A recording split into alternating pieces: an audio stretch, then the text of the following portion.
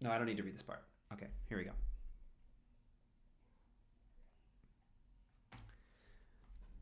The snow falling around them, catching the reflections of the streetlights, look like stars. Richie can't think of anything else he would rather be. It's Christmas Eve, and he and his Uncle Paul are outside in the middle of one of the snowiest nights in Hatchetfield's history because it's a tradition. It's a tradition. I'm getting tired. When Richie had first come into Paul's care, he hated Christmas.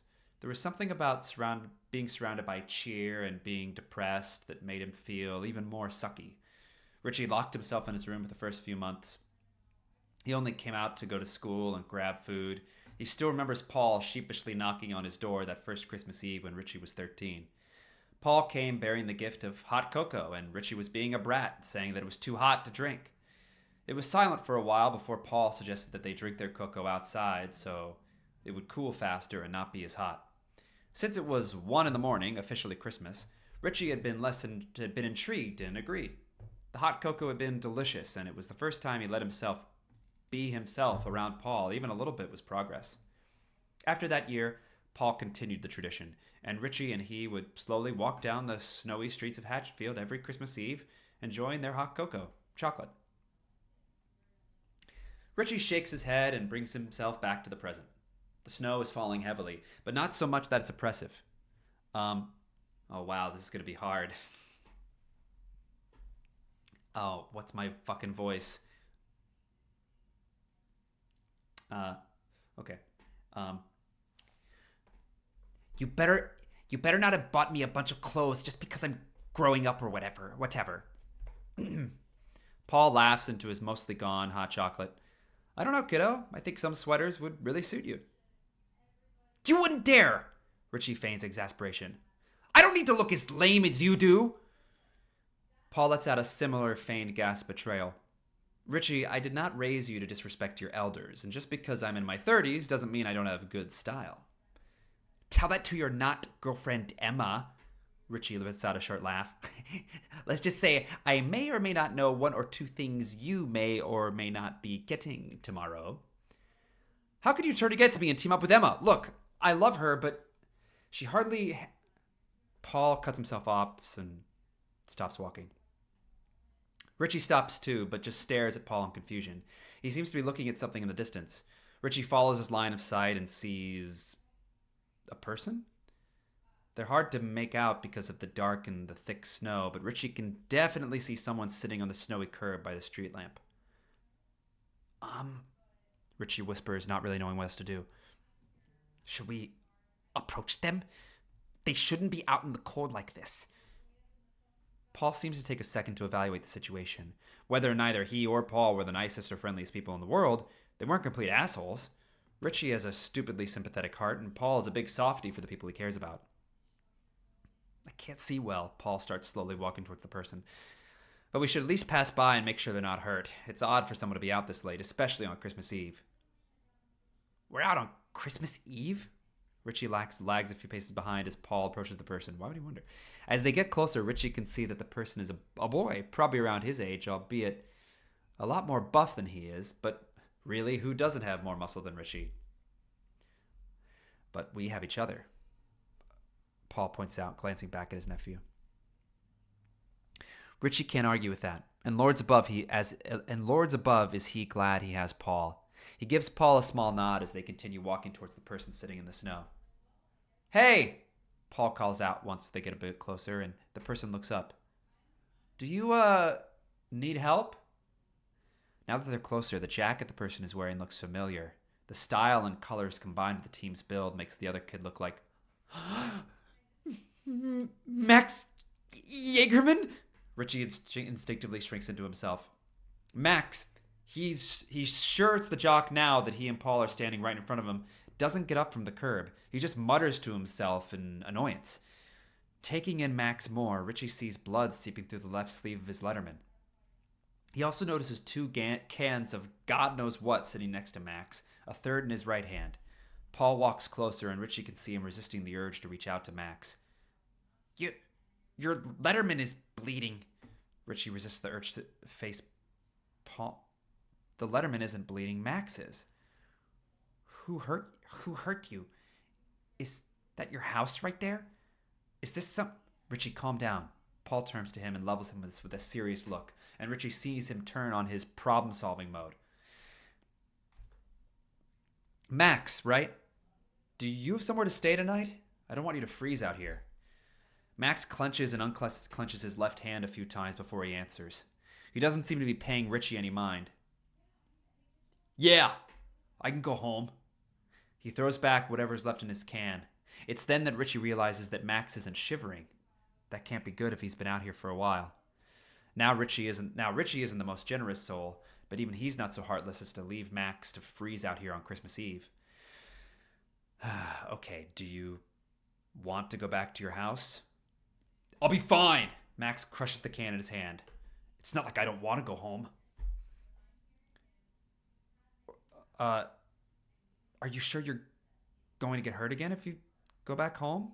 Paul rubs his fingers together in nervous habit. Richie finds himself doing the same. Why the fuck do you care? Max stands up and Richie flinches backwards. Paul doesn't falter. You think I'm some fucking charity case? The star quarterback is down on his luck and some nerd and his dweeb of a sidekick or whoever the hell you think you are think they can help me? Trying to move up the social ladder, huh, shit lips? Well, I don't need your fucking pity. Richie blames it on the cold finally getting to him, but he's shaking.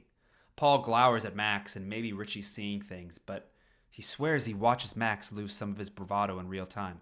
Okay, all right. You can go home, but only after you get that wound patched up. Paul clearly looks a little uncomfortable making some demands to some teenager that could easily beat him up, but nonetheless, he continues. We'll get you out of the cold for a little bit, and then you can go back to your house. Max scoffs. You're gonna get me out of the cold just to make me walk back in it? Of course not. I'll drive you back once we make sure you're not going to freeze to death or bleed out. Paul takes off his jacket and offers it to Max, who begrudgingly accepts it and the hat that Paul also offers. They begin making the walk back towards their house in silence, and Richie has half a mind to offer Max his hot cocoa since the other boy looks so to be on the verge of hypothermia, even with the addition of Paul's cap and jacket. Richie then realizes that the offer would be A, a little gross, since Max would be putting his lips where Richie had put his lips, B, a little weird, because why the hell would Max accept anything Richie gave him, and C, it's a little impossible since Richie's emptied the thermos of most of its contents. It takes about 10 minutes before they get back to their house. Max seems to not know what to do with himself. Sit down and grab a blanket. Paul gestures to the couch. Warm up, and I'll make you some hot chocolate. Paul moves to the kitchen, and Richie, not wanting to be left alone with Max, follows him. He watches Paul start prepping things for hot cocoa while occasionally sneaking glances toward the couch Max is sitting on. Damn, Paul curses under his breath. We're out of hot chocolate. We just had so much. How could we be out? Richie starts rummaging through the cabinets to try to find a stray packet of Swiss Miss. Well, one Richard Lipschitz claims that if he doesn't use at least 3 packs of hot chocolate, then he's tasting hot nothing. Paul affectionately ruffles Richie's hair. And Richie stands by it because he's right. He ducks out from under Paul's hand. Hot chocolate tastes like gross water unless you add enough of the powder. I would even go as far as to say it tastes like the void, and not in a good way. I fully agree, and that's why we don't have any powder right now. Paul runs a hand through his own hair. Richie rubs his arms. Can't we just give Max a cup of hot water? Don't we have like tea or something? Paul gives him a questioning look. You really want to share your good tea with him? Ugh. Richie sours a little bit knowing... Sorry, my voice. Richie sours a little bit knowing his uncle is right. Richie would sooner die than share his favorite green tea with Max Jaegerman. His kindness has its limits. Fine, hot water it is then. Richie, no. I'll just run over to Ted's place real quick since I know he's up, and I know he keeps a ton of spare hot chocolate because Pete's low blood sugar. Richie's eyes widen as he realizes something. Wait, you're going to leave me alone with the Maxwell Jaegerman? Paul, he bullies me. He's made my life hell for years, and now you want me to... Paul grabs Richie's shoulder to ground him before Richie can talk them both in circles. Hey, I know that. But he needs help right now. They both glance over to see Max on the couch with his head in his hands. Richie thinks he looks a lot like the Shinji chair pose, but then remembers that now is not the time. He's in no state to do anything to you right now, and if he tries, kick his head or put salt in his wound. Richie chuckles a bit and then wraps his arms around his chest. Fine. I guess I can let the Christmas spirit into my heart. Good, thanks. Paul pats Richie on the shoulder and pulls his hand away. You can patch him up while I'm gone so you have something to do. Maybe if you do a good enough job, he won't bully you anymore. Paul makes the comment and immediately looks like he wants to backpedal. Richie gives a feeble laugh out of pity and they both make their way into the living room. Paul leaves through the front door and Richie is left alone with Max. Do you want me to clean your wound? Richie rubs his arm. Max stands up. Sure, it's better than letting it get infected with tuberculosis. You mean tetanus? Richie corrects as they make their way towards the bathroom. Richie enters first and starting to getting stuff out while Max sits on the edge of the tub. Max winces as he tries to remove his jacket. Same fucking difference. Do you want help taking that off? Instead of responding, Max removes his signature Letterman so Richie can see the extent of the wound. The first thing he notices is the dried blood surrounding the cut. The cut runs about 2 inches across his left bicep and looks like it came from a dull kitchen knife. All the more reason to disinfect it. It's not actively bleeding, which is a good thing, but he wants to make sure it doesn't get worse. Richie's already decided that it isn't going to ask because it's none of his business, and he probably wouldn't get any answers anyway. All right, that answers that. Richie mumbles to himself. Richie moves to sit next to Max and applies the hydrogen peroxide to the cotton ball in his hand. As he gently disinfects the cut, Max hisses in pain.